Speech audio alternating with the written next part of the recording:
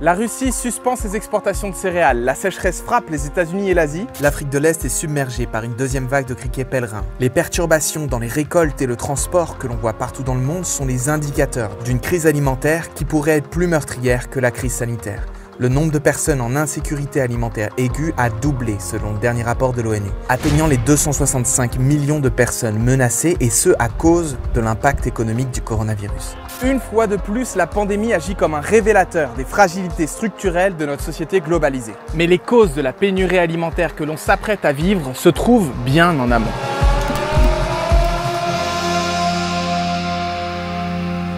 Si la Russie, premier exportateur mondial de blé et premier producteur et exportateur de céréales au monde, vient de suspendre ses exportations jusqu'au 1er juillet, c'est que les choses vont mal. Les mesures de confinement de 3 milliards de personnes et la mise à l'arrêt d'une grande partie de l'économie bouleversent la plupart des activités nécessaires au fonctionnement du système alimentaire globalisé. Depuis les fermes jusqu'aux supermarchés, en passant par les usines de l'agroalimentaire et la logistique, chaque maillon du système doit faire face au manque de main-d'œuvre. Les travailleurs agricoles sont bloqués aux frontières, aux difficultés d'approvisionnement, les coûts de transport explosent, ou à la disparition des débouchés. On a 600 000 tonnes de patates sur les bras parce que les gens ne mangent plus de frites.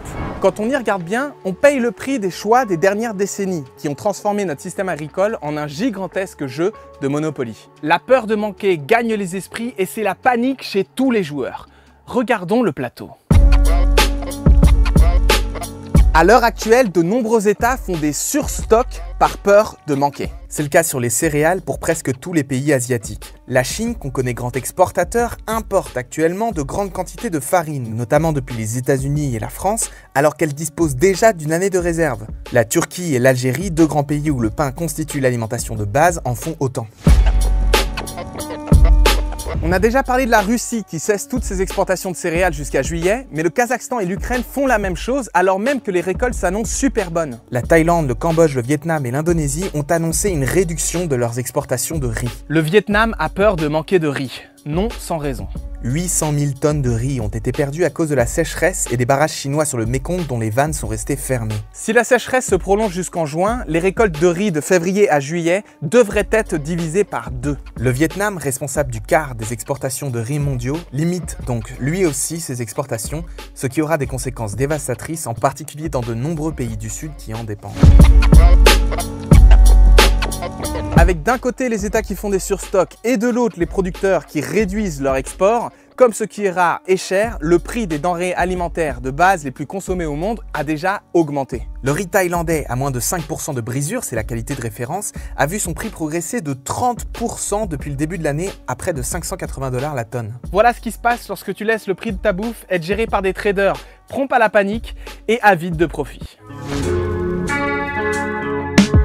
Mais pour l'Égypte, premier importateur mondial de blé, ou le Gabon qui importe 86% de ses céréales, ils sont censés faire quoi? Pourquoi n'ont-ils pas assuré une part conséquente de leur autonomie alimentaire, me direz-vous? Eh bien parce que depuis plusieurs décennies, le Fonds monétaire international conditionne ses aides financières à la spécialisation des États dans les productions de quelques cultures pour lesquelles ils bénéficient d'un avantage comparatif, c'est-à-dire la denrée qu'il est plus facile de produire à cet endroit qu'ailleurs. La production de riz des Philippines s'est effondrée parce que le riz importé coûte moins cher que celui produit sur place. Du coup, le pays se retrouve à poil lorsque les rouages se grippent. Pour les pays spécialisés dans le pétrole, c'est encore pire avec la dégringolade du cours du baril. Le Congo, dont 60% du budget repose sur les exportations d'hydrocarbures, va probablement perdre un tiers de ses recettes. Avec en prime les capitaux internationaux qui fuient l'Afrique et d'autre part la diaspora qui est de moins en moins en capacité d'envoyer de l'argent au pays, on va se retrouver avec une population de plus en plus pauvre qui va devoir payer sa bouffe de plus en plus cher. L'OMS, l'OMC et la FAO sonnent l'alarme de la pénurie alimentaire et fustigent les réactions protectionnistes des États. Millions of civilians living in conflict-scarred nations, including many women and children, face being pushed to the brink of starvation with the specter of famine, a very real and dangerous possibility. Selon l'ONG Oxfam, le nombre de personnes menacées de famine en Afrique de l'Ouest pourrait quasiment tripler en 3 mois et concerner 50 millions de personnes en août contre 17 millions en juin. You will find riots. People will become desperate because they need that dollar a day or that euro a day to be able to survive. Residents clashed with police in Cape Town as people demand state food parcels. This is not animals. This is hungry people. These people are looking just for food. We can rather die of coronavirus than to die in our homes of hunger. Rappelez-vous, en 2008 et entre 2010 et 2012, c'est la hausse des cours des denrées alimentaires de base qui avait causé des émeutes de la faim dans plus de 30 pays à travers l'Afrique, l'Asie et le Moyen-Orient et qui avait joué un rôle déterminant dans le déclenchement des révolutions arabes. Et aujourd'hui, cette pénurie alimentaire va se jouer dans un contexte de pandémie mondiale et de récession économique profonde. The best advice for Africa is to prepare for the worst and prepare today. S'il m'arrive d'avoir le mal de pays, je l'ai pour Paris. La France manque terriblement de main-d'œuvre agricole. Avec la fermeture des frontières, les saisonniers qui venaient normalement prêter main forte aux agriculteurs à travers le monde se retrouvent bloqués chez eux. Le déficit de main-d'œuvre s'élevait à 75 000 personnes supplémentaires en avril, la même chose en mai, soit un quart du nombre de travailleurs agricoles français. Qu'à cela ne tienne, notre ministre de l'Agriculture avait la solution. Moi, je veux lancer un grand appel à l'armée des ombres, un grand appel aux femmes et aux hommes qui aujourd'hui ne travaillent pas. Rejoignez la grande armée de l'agriculture française. Plus de 300 000 personnes se sont inscrites sur une plateforme dédiée. Seulement voilà. Seules 15 000 personnes sur ces 300 000 sont effectivement allées au champ en avril. On est bien loin des 75 000 nécessaires. C'est que le travail est dur et mal payé. Qui plus est, les agriculteurs ont été forcés de remarquer que les volontaires n'ont pas le niveau de compétence des saisonniers agricoles. À quoi s'ajoute que les débouchés habituels comme les cantines ou les restos n'existent plus. Certains agriculteurs préfèrent donc laisser pourrir des récoltes plutôt que de perdre de l'argent dans une main-d'œuvre qui n'est pas rentable pour récolter une production qui ne sera pas vendue. Cet épisode révèle surtout l'importance du recours aux travailleurs détachés. Qu'ils viennent de Roumanie, de Pologne, du Maroc ou d'Espagne, ils sont essentiels et pourtant ils sont mal payés sans la reconnaissance d'un contrat de travail français. En l'absence de cette main-d'œuvre exploitée, les fruits et légumes frais devraient se faire rares cet été et leur prix pourrait fortement augmenter. Rassurez-vous, le ministre de l'Agriculture Didier Guillaume nous promet qu'il n'y aura pas de pénurie alimentaire en France et on connaît la valeur des promesses de ce gouvernement. La France importe 50% de ses fruits et légumes, 1 sur 2. Or, on a vu que toutes les conditions ne sont pas réunies pour la production et l'acheminement de ces produits. Si ça devrait aller pour le moment, c'est parce que le pays est excédentaire en céréales, en produits laitiers et en viande porcine. On produit suffisamment de calories quoi qu'il arrive. Au pire, on mangera moins de courgettes et de tomates cet été. Sauf que... Depuis mars, notre gouvernement a décidé d'exporter un maximum de blé français. Nos exportations en direction de la Chine sont 5 fois supérieures à celles de l'an dernier. Si une sécheresse limite les récoltes, on n'aura probablement pas les stocks suffisants pour l'ensemble de nos besoins. Et ce n'est pas le marché mondial grippé et protectionniste qui comblera ce qui nous manque. Si nous ne sommes pas menacés par une famine en France, les conséquences en chaîne peuvent décimer certains secteurs agricoles. Même la FNSEA, le syndicat agricole, met en garde contre la politique d'exportation de la France en insistant sur le fait que la France n'a pas de stock alimentaire stratégique. Faudrait-il pour autant stocker? Ne plus exporter et espérer importer? Pas si on a un tout petit peu de décence. Il serait criminel de suspendre nos exportations de blé vers les pays qui ne produisent qu'une infime partie de leurs besoins. Par contre, pourquoi vendre massivement le blé français à la Chine, qui est l'un des plus gros producteurs mondiaux et dispose déjà d'une année de réserve de farine? C'est l'expression la plus parfaite du libre marché tel qu'il se pratique en France, sans aucune vision stratégique. Rappelons que la crise alimentaire est déjà là. Et que chaque année, des millions de personnes meurent de faim dans ce système soi-disant efficace. 25 000 personnes par jour. Ayons conscience qu'en France aussi, c'est déjà la galère. Les économies des Français se réduisent drastiquement et les aides sont tardives et insuffisantes. Le président des Restos du Cœur raconte que les 1400 centres encore ouverts sont pris d'assaut. À Bordeaux, l'affluence à chaque distribution alimentaire a été multipliée par 5, à Toulouse par 3 et en Seine-Saint-Denis, le préfet craint des émeutes de la faim. La situation n'est pas vraiment meilleure chez les agriculteurs. En France, comme dans de nombreux pays, les agriculteurs appartiennent à la catégorie professionnelle au plus haut taux de pauvreté. Près de 20% des agriculteurs français ont déclaré un revenu nul, voire un déficit de leur exploitation en 2017. En France, 11 millions de paysans sont passés à la trappe en quelques décennies. Et en 2020, c'est encore une exploitation toutes les 26 minutes qui disparaît. Mais comment un secteur aussi indispensable à notre survie peut être aussi mal en point ?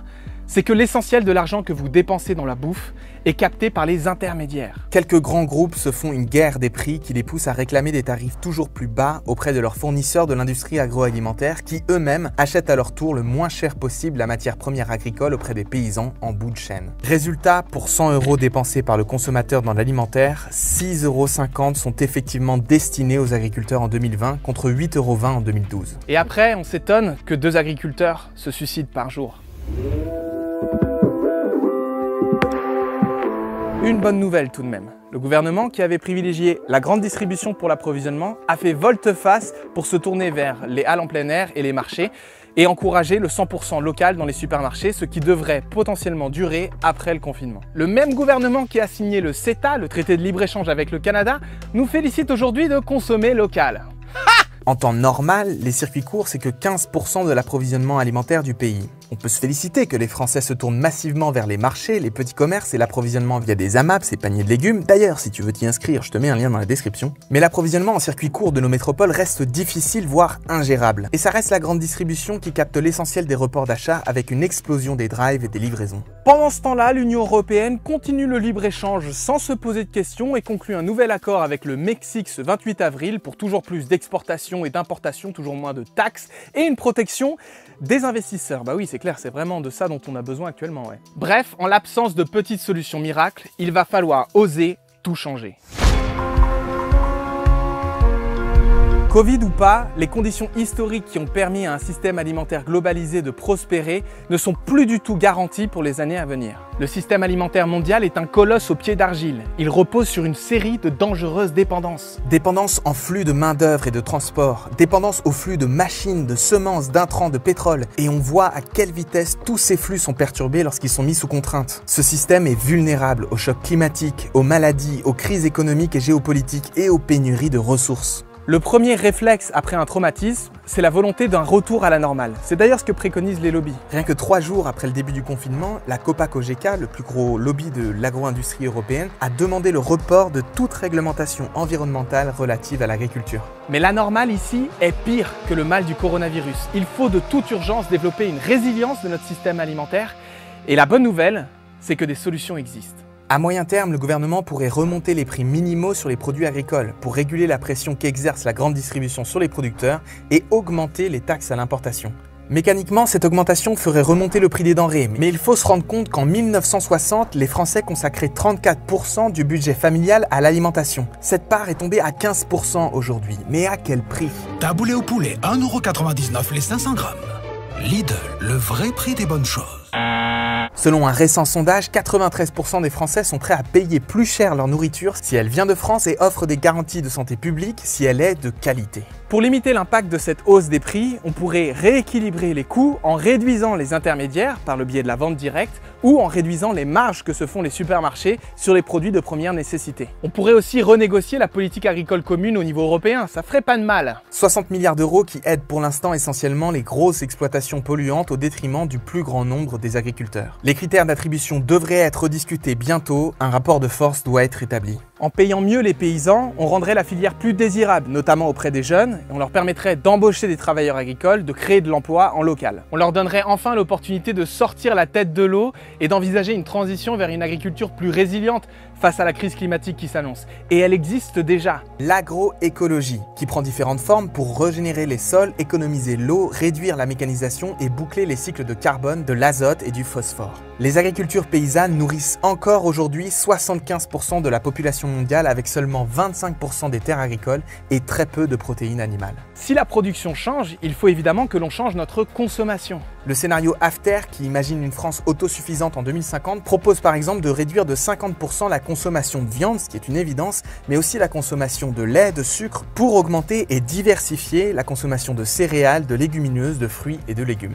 En plus de changer notre consommation, on encouragerait aussi une agriculture plus respectueuse de la biodiversité, qui ne polluerait pas ou très peu les sols, et qui serait de plus beaucoup plus résiliente face aux crises à venir. C'est aussi le moment d'envisager des solutions un peu dingues et nouvelles. Dans leur proposition pour un retour sur Terre, un collectif de chercheurs et de philosophes propose de décarboner totalement l'agriculture, remplacer les machines et l'utilisation du pétrole par de la main-d'œuvre et d'aller la chercher sous la forme d'une activité agricole à temps partiel pour toute la population économiquement active. Passer 15 à 30% de l'année dans les champs, tout spécialement dans les périodes de récolte, de préparation des sols ou du désherbage. Alors qui est chaud ? Voilà simplement quelques idées à creuser pour construire le monde d'après. Il va falloir qu'on s'en empare. Et pour ça, je vous invite à partager cette vidéo parce qu'il est certain que la préoccupation de la sécurité alimentaire ne va pas disparaître à la levée du confinement. Il y a 4 chances sur 5 pour que vous ne soyez pas abonné à cette chaîne.